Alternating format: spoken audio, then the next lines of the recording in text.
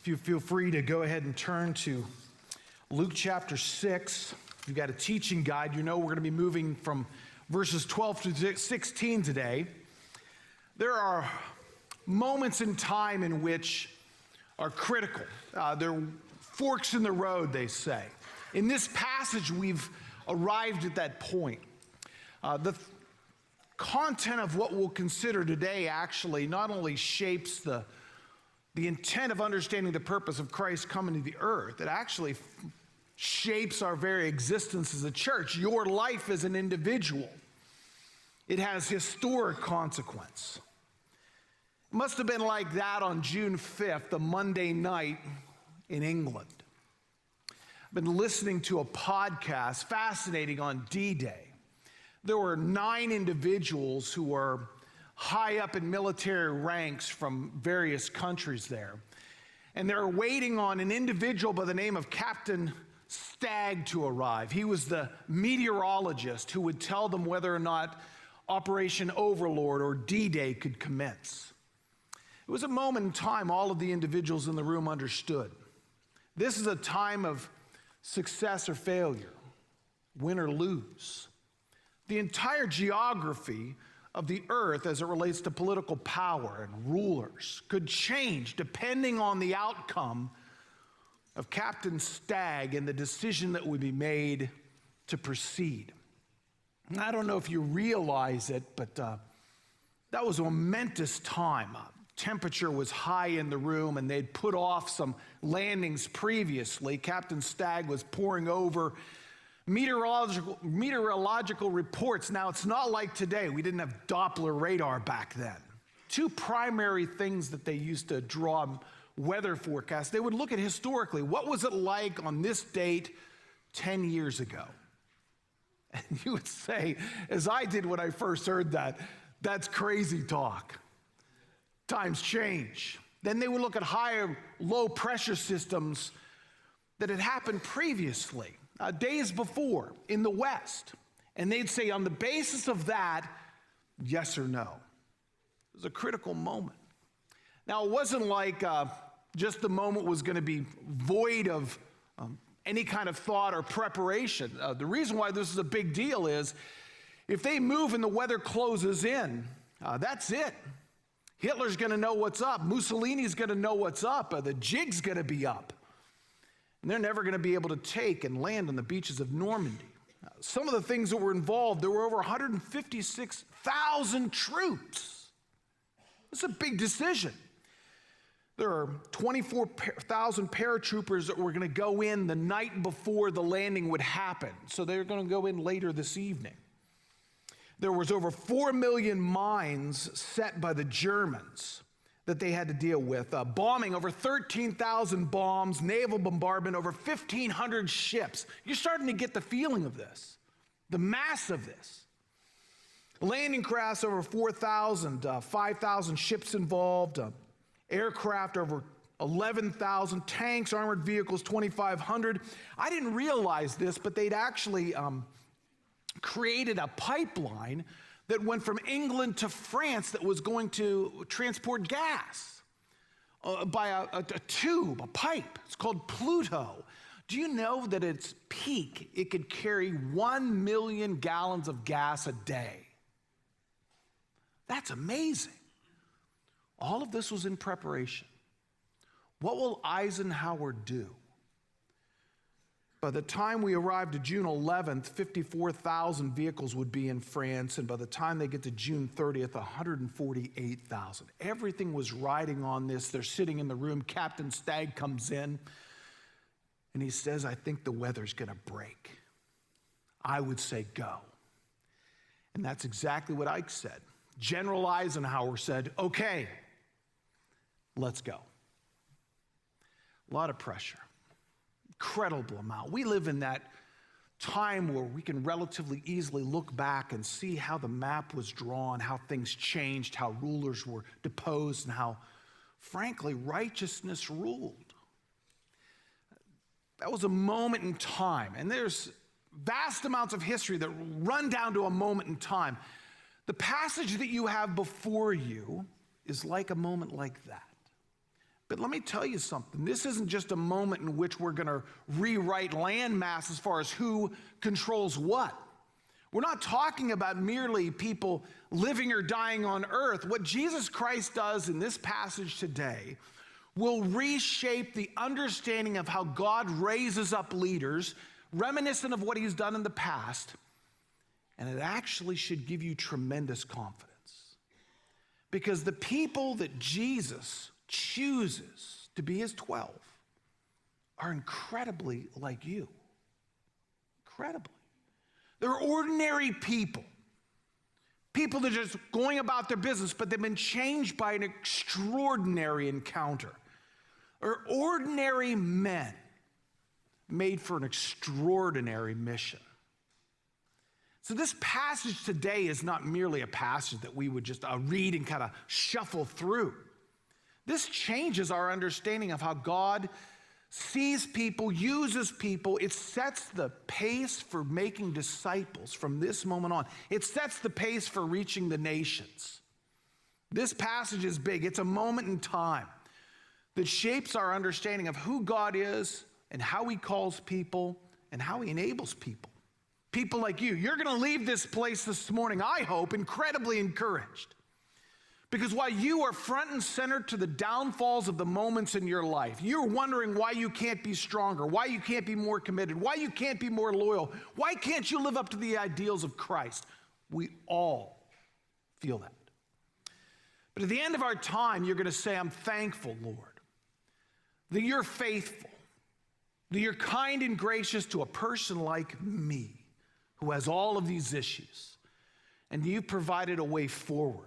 For me, not merely to survive, but thrive. You've laid before me a mission today that you said that I could do that because I'm incredibly ordinary, but you're incredibly gracious. So if you find yourself in that passage today in Luke chapter 6, 12 through 16, it's not a lot of content, but the value of it is immeasurable, in which Jesus Christ calls the apostles. It says this in verse 12, in these days he went out to the mountain to pray, and all night he continued in prayer to God. And when day came, he called his disciples, chose them 12, whom he named apostles. Simon, whose name is Peter, Andrew, his brother, James and John, and Philip and Bartholomew, and Matthew and Thomas, and James the son of Alphaeus, and Simon, who's called the Zealot, and Judas, son of James, and Judas Iscariot, who became a traitor.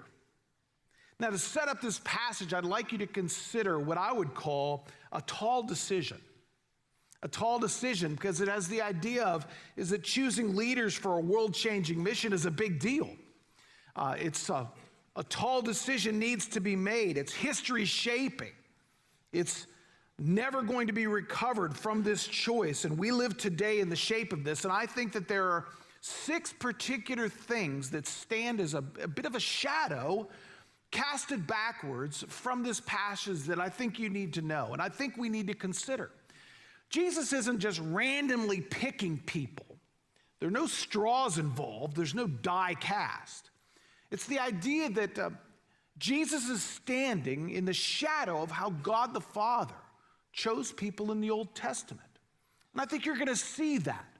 There's an intentionality here. It's not a randomness. It's not did Jesus' knees shake when he thought of this person, so he picked him. It's not that at all. And I think that there's 6 things, as I said. The first thing would be this, that God chose leaders according to his sovereign will. I'll repeat that again so you can write that down if you're taking notes. God chose leaders according to his sovereign will. It's reminiscent of Abraham. He didn't choose Abraham because of his merit. He didn't choose him because he's the best and the brightest. He chose him on the basis of grace. God's leadership, when he chooses someone, is based on divine election. That's what it's based on, his choice, his purpose. And then brings that person into a covenantal promise, just like Abraham. So if you're trying to find out, well, these guys, these 12 that Jesus chose, what is it about them? Fundamentally, you have to remember, just like in the Old Testament, just like in the life of Abraham, It was on the basis of God's divine election that he chose him. And aren't we glad for that? Because we could find ourselves disqualified really quick. God's economy is so different. He doesn't run it according to the tides or the winds of the day. They are derived from his eternal purposes, and we see that in Abraham. Second thing I would say is that God often chose the weak and the unlikely. That's the second thing. God often chose the weakly and unlikely for this extraordinary mission, this world-changing mission. Example would be someone like Moses, in Exodus 3 and 4. If you know the story, he wanted nothing to do with Egypt. Nothing to do. He'd been burned out and tossed aside by Egypt in his mind. Matter of fact, 5 particular excuses Moses had. If you carefully read the story, one of the interesting things is that at the end of it, when Moses realizes that God's put his finger on him and there's no getting around it, one of the things that God says in Exodus chapter 3, verse 12, God says to Moses, I'll be with you. Against all the excuses, all the real reasons you could say, well, I don't want nothing to do with Egypt, God puts down on the table the biggest chip in the game. I'll be with you. I'll be with you. Doesn't that sound an awful lot like Matthew 28:20? After he tells them to make disciples, after he's risen from the grave, I'll be with you to the end of the age. You see, this is fascinating. All of these Old Testament dynamics of how God chose leaders are starting to echo in his relationship with the disciples. I'd say the third thing was that God tested and prepared his leaders before commissioning them. God tested and prepared his leaders before commissioning them. Wouldn't you say that that's right up the alley of Joseph in Genesis 37 through 50? Joseph was given a vision for leader, but that path included suffering and slavery, imprisonment. He was slandered and accused of things he didn't do. I'd say the 3 years of Jesus' ministry and the disciples, they saw that front row. Jesus being slandered, accused of things. They were accused of things. They were talked about by relatives and friends. They were mocked by people. But I think that God tested and prepared his leaders before commissioning them in the Old Testament, and Jesus is doing that very same thing. And we are at the crux of the moment in which he chooses those that he's going to then prepare, very specifically, very intentionally. So the fourth thing is this, that God calls and enables leaders. God calls and enables leaders. In the Old Testament, I think the best example I could give you that I've got on the board is David. While everybody's out there saying Saul's the guy, he's got to be the guy. He's a 1.5 feet bigger than everybody else. If we're going up against the Philistines and there's some big people there, we need some big people. And then we find out in the text that God looks at the heart. Doesn't look at the stature. I don't know about you, but if I'm going into a big game, I want the biggest guys. That's Super Bowl tonight. One of the things people say, Philadelphia Eagles, best offensive line out there. Look at the big guys. No one's looking for offensive linemen that are puny. You go, I'll take him. People go, you're going to lose big. That's what the Israelites said. We need a big guy. God goes, okay, we'll see how that works. You know the story of Saul. Didn't work too well. A lot of people died because of bad leadership of Saul. David rises up. God puts him in charge. He was the youngest, the most least impressive, but this is what he had going for him. He had a personal relationship with God. He valued God, while the people valued the size of Saul. I think that's very important because God always values relationship over task. As an aside, it's important to know that. You see, some people think they relate to God on the basis of task. How good you are, how well you keep the law. And they say, I'm measured based on good or bad. And they often don't think about God, they think about the person next to them. I'm better than them, I'm getting in. Notice this, though, before the God ever gave the law in Exodus 20, he already had a relationship with his people. You see, the law didn't create the relationship. It only surfaced their inability to keep the relationship in their own ability and their merit. Their own goodness was not the basis of the relationship. It was God's covenant with Abraham. That's a big distinction. I'd love to take some time to unpack, but we could be here for months. We don't have that kind of time. But just remember that. God doesn't form a relationship with you based on your performance, but based on his covenantal desire. Next thing, I think, number 5, I would say God gives his leaders divine authority. And we see that best in the Judges, and God giving his leaders divine authority, not by personal power, but by God's Spirit, it says in Judges 6:34. Jesus gave his authority to the apostles, authority over demons and sickness, showing that his mission was divinely empowered, not self-inspired. Very, very important. We see that in the life of the disciples. Number 6, final one, God uses leadership as a means to bless the nations. God used leadership as a means to bless the nation. Israel was meant to be a light to the nations. We know that from Isaiah 42:6 and Genesis 12:3. Never chosen for their own sake. It was always meant to be, as we've said before, never a cul-de-sac, that's the end. It's always a pipe. The idea of moving from this to that, to flow through his people to the nations, never to stay with his people alone. God is not a selfish God in that regard. We see this with the apostles. What is the goal of the apostles? To make disciples of all nations. You see, there's nothing really new here as far as the shadow of how God deals with leaders. But now we've come down into the point of the funnel, the why and the road, in which Jesus does particular things, in which he chooses his leaders, the people he has chosen. And this is the thing. I want you to pay attention to the next 2 points as we kind of rifle through the rest of this. It's important for you to know these guys were not extraordinary. They're not the smartest guys in the room. They're not the most clever. They're certainly not the most studied. The key is that God has chosen them. So whatever he chooses, he uses. And so therefore, if you're here this morning, you're in the passage. Yeah, you're not an apostle. By the way, nobody's an apostle today, just in case you go by a billboard in Atlanta and you're invited to some apostle's church. He's not an apostle. There was only the ones we have. And as an aside, people like Barnabas were an apostle, but they were sent from a church. You can be a sent one from a church, but not an apostle of Christ with the authority that these have. I had to give that bit of a commercial. Very important. But God has sent you. You're an emissary. You're a representative of the King. No matter where you go, what you do, you're behind enemy lines. And God can use someone like you because he used people like he did in this passage. A.W. Tozer made a statement once, I've never forgotten it. He said, a Christian is a holy rebel loose in this world with access to the throne of God. Satan never knows from which direction the attack will come.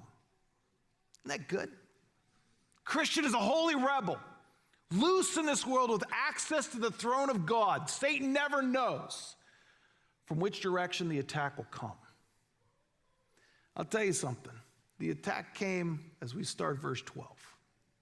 Look at verse 12. It starts with deep prayer, seeking the Father before acting.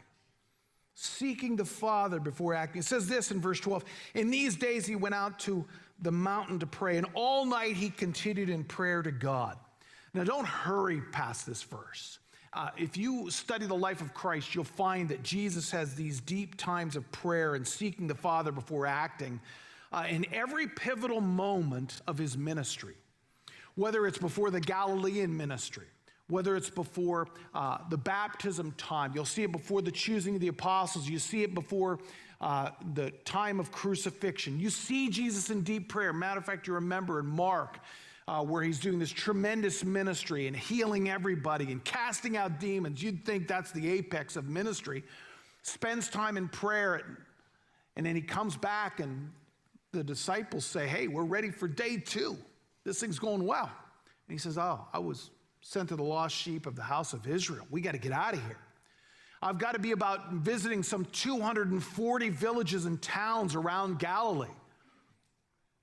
He did that because of prayer. Something happened in his time of prayer with the Father that said, okay, this is next.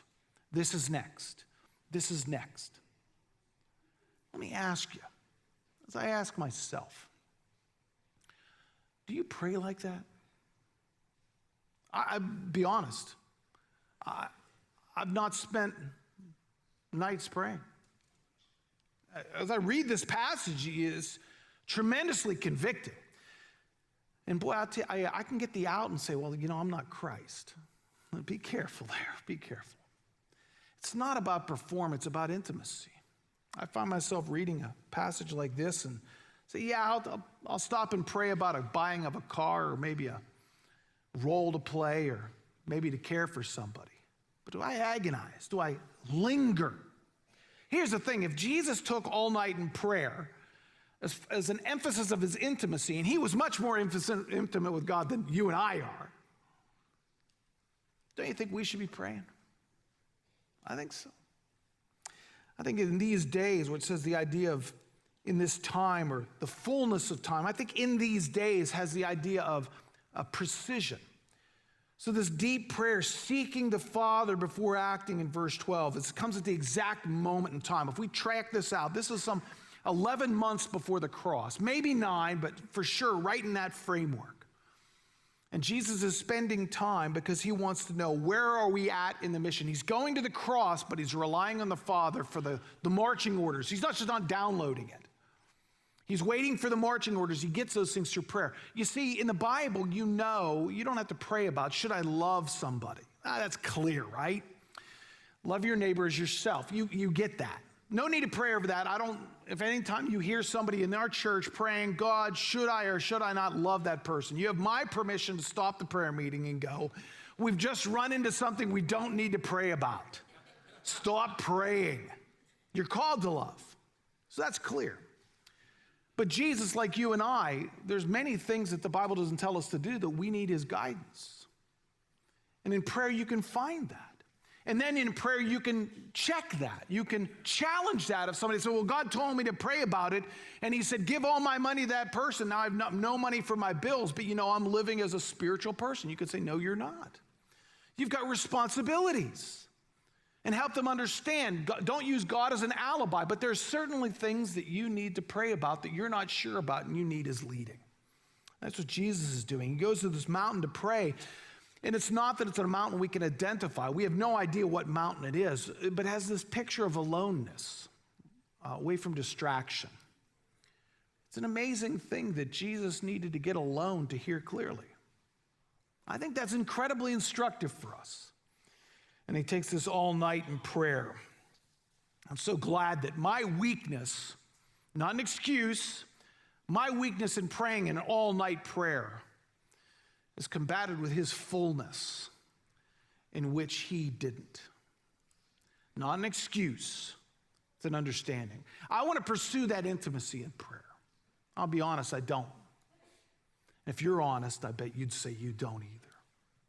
But that stands as a backdrop to this tall decision he's going to make. He spends time in deep prayer. And then look at verses 13 through 16. We're going to kind of rifle through this, kind of a strifing run over the passage. We're going to see this divine direction, the call of ordinary men. And in the day and age we live now, when I say ordinary men, somebody in some place, whether in the room or watching this at some point, is going to go, men, aha! Those chauvinists. I don't have time to get into it. This is men and women.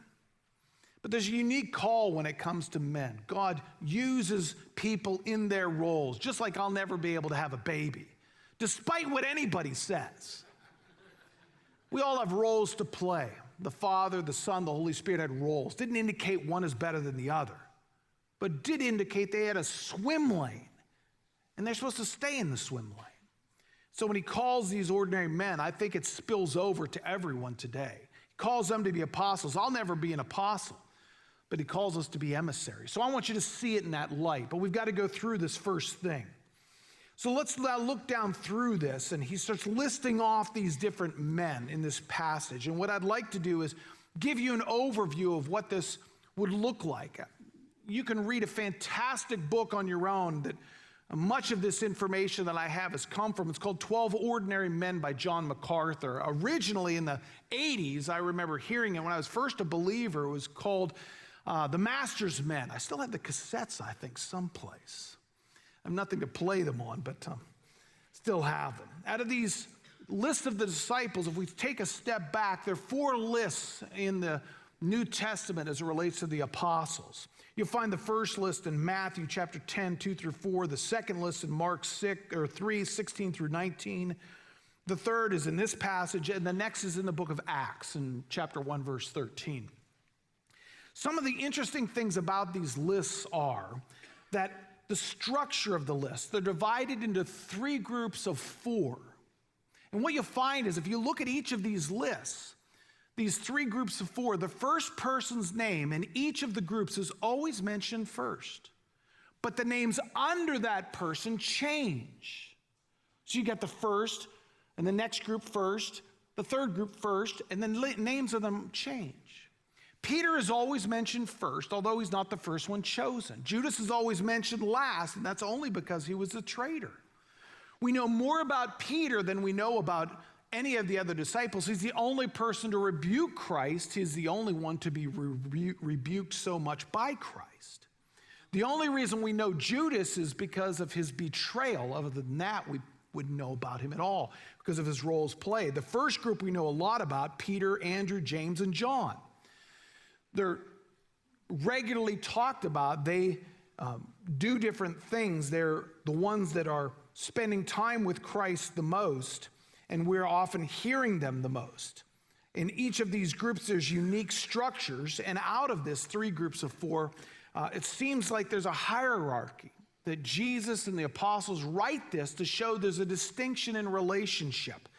Jesus' sovereign choice of these diverse men to be his apostles, the unity and organization that are reflective in the different listings of them, show that God intentionally works with people wherever they are, giving some people more of a spotlight than others, but nevertheless, all of them have a mission to play.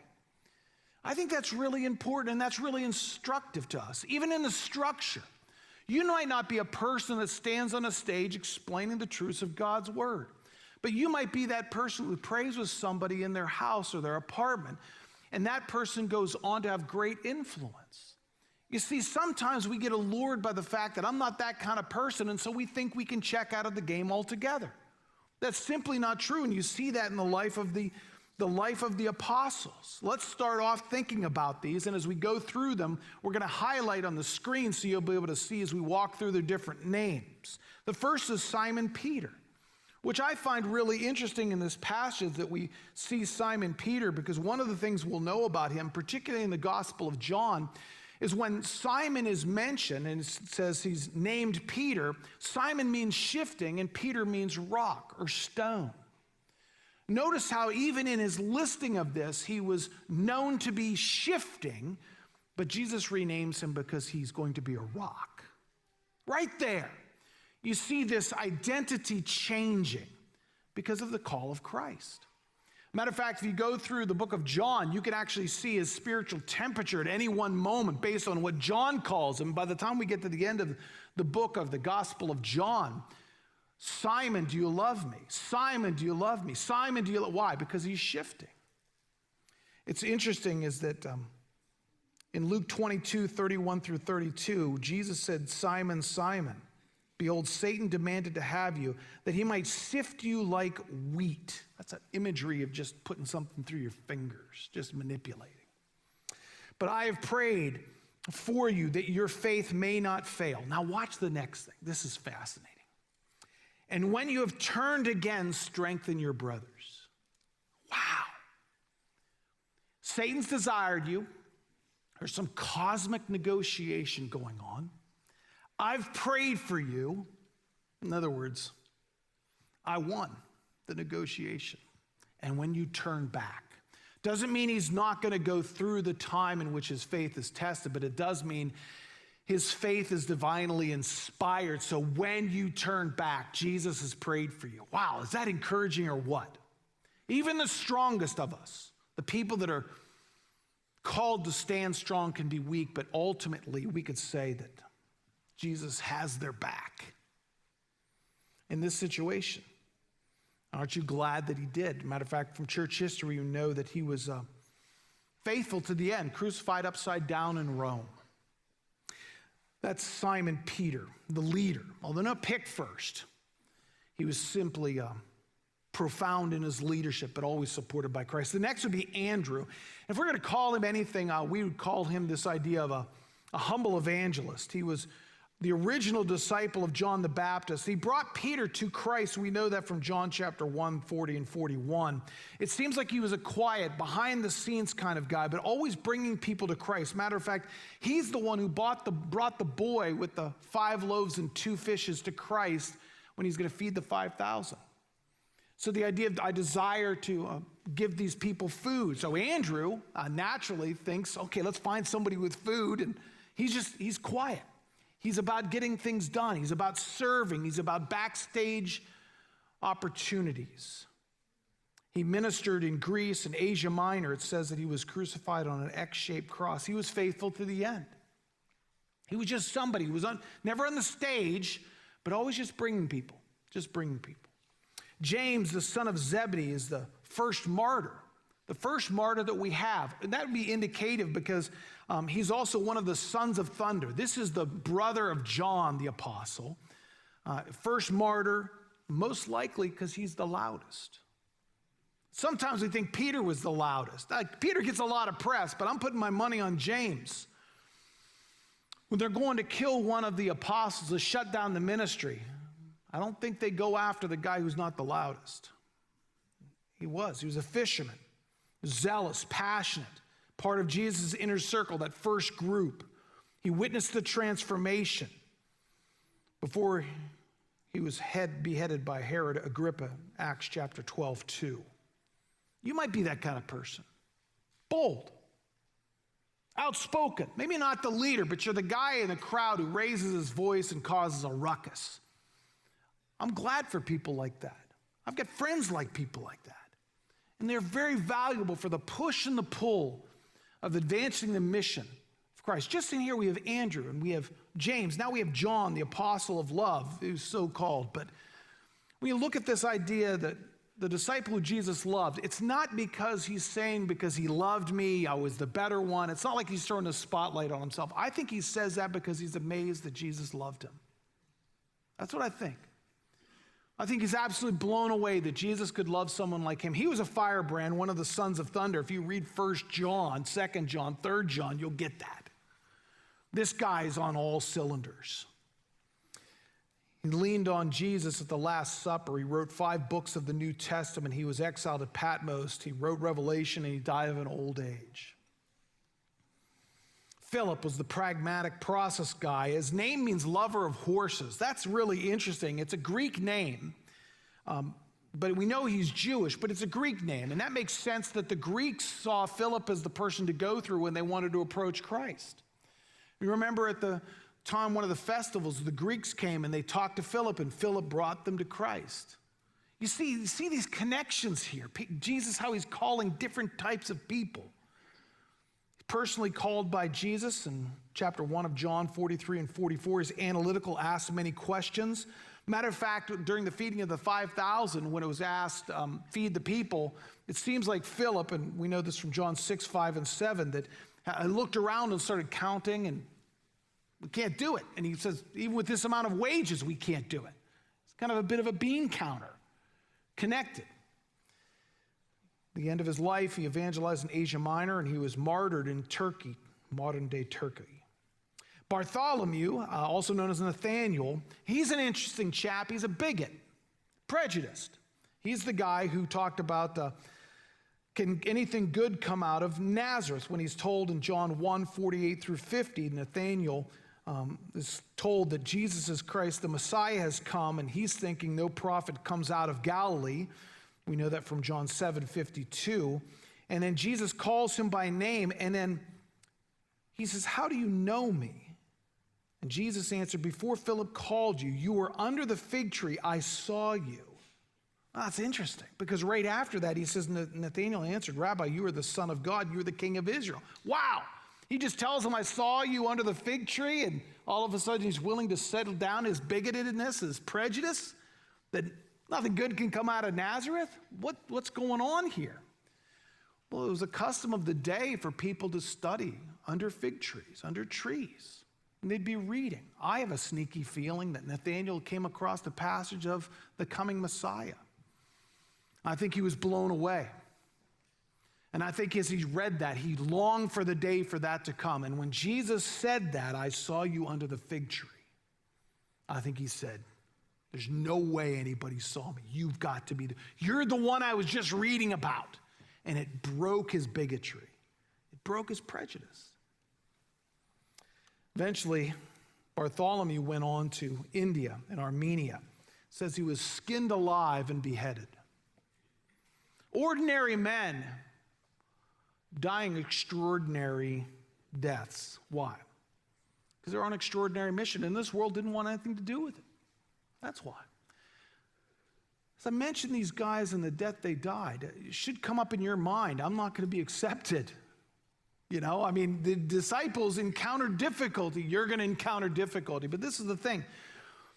He'll move you through that. If you could talk to any of these guys today, any of these guys, do you think any of them would have said, man, I wish I never would have followed Christ?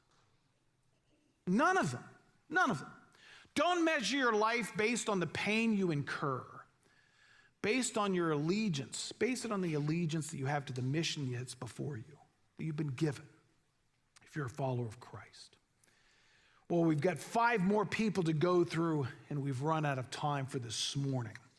One of the things I do want you to know is that one of the things that is unique about the apostles, that should be unique about you, is in Acts 4:13, when Peter and John had just healed a lame man at the gate. One of the things that is mentioned in the text is that they were uneducated, they were common men, but it says they were astonished, recognizing they had been with Jesus, it says in Acts 4:13. You see, this is the thing. You're an ordinary person. I'm an ordinary person. We're called for an extraordinary mission. And he'll do in you what's necessary for you to fulfill that. All you do is keep your eyes straight. All you do is spend your time with Christ. Let him mold you and make you, and you'll be ready for the next moment. To bring the story at the front end as the band is coming up of that D-Day mission, one of the things that I find amazing is a story maybe you've never heard. After Eisenhower gave the word, okay, let's go, after he gave that, not knowing whether they could succeed or fail, he went back to where he was staying at Suffolk House in England. And he pulled out a piece of paper. And he wrote these words, because he knew if the mission had failed, someone has to take responsibility. This is what he wrote. Our landings in Cherbourg and Havre area have failed to gain a satisfactory foothold. I've withdrawn the troops. My decision to attack at this time and place is based upon the best information available. The troops, the air, the Navy did all that bravery and devotion to duty could do. If any blame or fault attaches to the attempt, it is mine alone.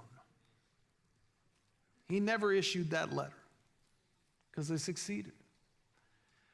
Can I tell you that Jesus never wrote that?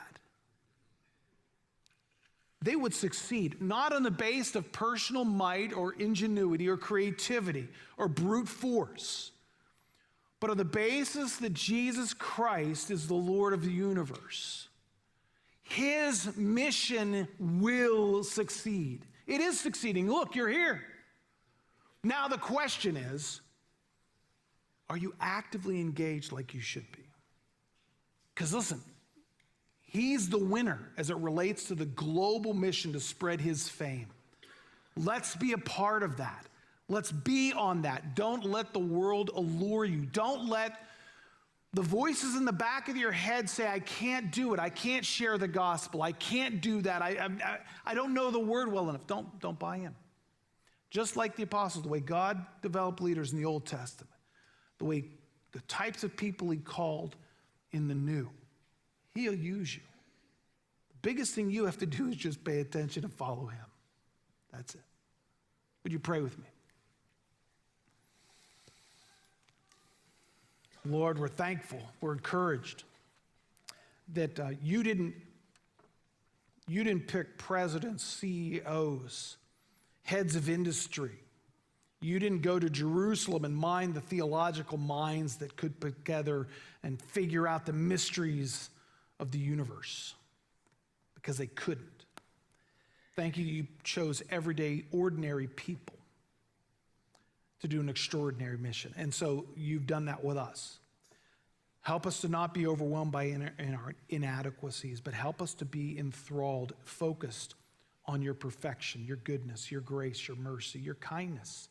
And you're growing us up. Encourage us so that we might be more than we are today because of your grace. We pray in Christ's name. Amen.